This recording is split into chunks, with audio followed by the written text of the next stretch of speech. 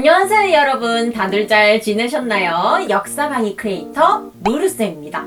어느덧 가을이 찾아와서 9월, 10월이 넘어가고 벌써 11월이네요. 11월 하면 고등학생들은 아주 큰 시련 같은 일정이 딱 떠오를 것 같은데요. 바로 수능이죠. 학창 시절에는 그렇게 수능이 까마득한 존재이면서도 무서운 날, 긴장해야 하는 날 이렇게 느꼈던 게 기억이 나는데요.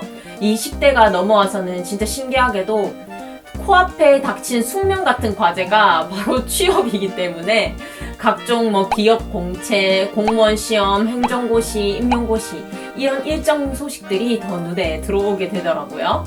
이렇게 살아가면서 우리가 꼭 겪게 되는 시험, 과연 조선시대에는 없었을까?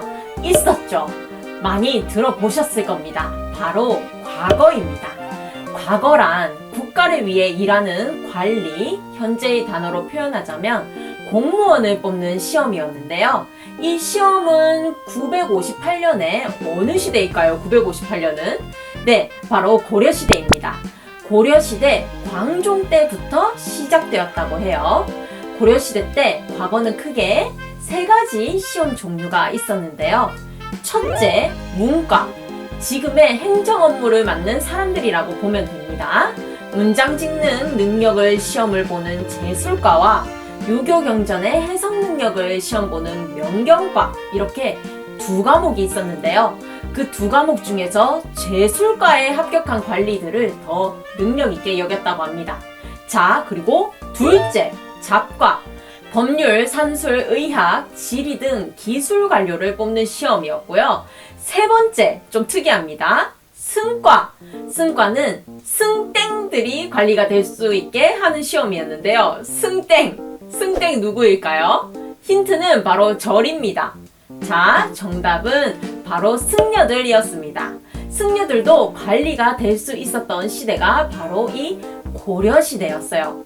그러면 이상하다. 이 고려시대 하면 거란도 침입해오고 여진, 몽골도 침입해오는데 이때 이 많은 군사들, 무신들이 활약을 했을 거 아닙니까? 그런데 이들은 과연 어떻게 뽑았을까요? 그럼 무과가 있었을 것 같은데 라고 생각이 들겠지만 정답은 아닙니다. 고려시대에는 이 무과가 없었다고 하는데요. 무예가 뛰어난 사람들을 따로 가려 뽑을 뿐이지 시험을 시행하지 않았다고 해요. 자, 여기서 여러분들이 몰랐을 것 같은 사실을 하나 알려드릴게요. 고려시대 때 거란족의 침입을 물리친 귀주대첩의 강감찬 장군님. 장군이라 무신일 거라 생각하시죠? 하지만 그는 문신이었습니다. 군사를 총지휘하셨지만 그는 무신이 아니고 문신이었다고 해요. 왜냐면 고려시대에는 무신은 천대하고 문신을 우대했기 때문에 이렇게 총지휘관의 역할도 문신이 담당했다고 합니다. 자, 그러면 이 무신들을 뽑는 시험이 무과는 어느 시대에 생기는 걸까요? 바로 그 다음 시대인 조선시대입니다. 조선시대 때 승과는 없어지고 무과가 생기면서 조선시대 과거 시험이 문과, 무과, 잡과 이렇게 정착을 한다고 해요. 자, 정리를 하면 고려시대 과거 시험의 종류는 문과, 잡과, 승과가 있었고 조선시대 때 과거 시험 종류는 문과, 잡과, 무과가 있었다. 이렇게 보시면 됩니다. 자, 그러면 시대를 다시 이동을 해서 지금 현재 오늘날로 돌아오는데요. 오늘의 주제인 공무원 공채시험 정보에 대해서 말씀을 드려야겠습니다.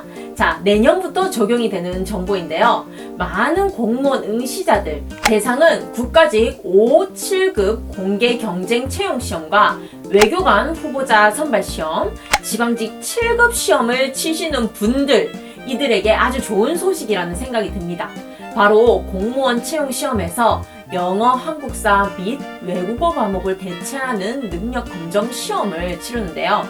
이 시험의 성적 인정 기간이 기존에는 3, 4년이었다고 하면 5년으로 확대된다는 소식입니다.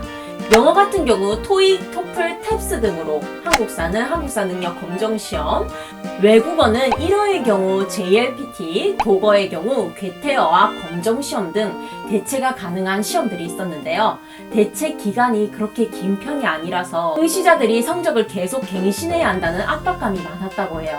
특히 특히 코로나19의 확산으로 취업 시장이 좁아지고 각종 시험이 이제 연기되거나 취소되는 등 불확실성이 높아진 이 상황에서 수험생들의 어학 성적 갱신에 대한 부담을 줄이고자, 그리고 수험 비용 절감 등 사회적 편익을 고려한 조치라고 하는데요.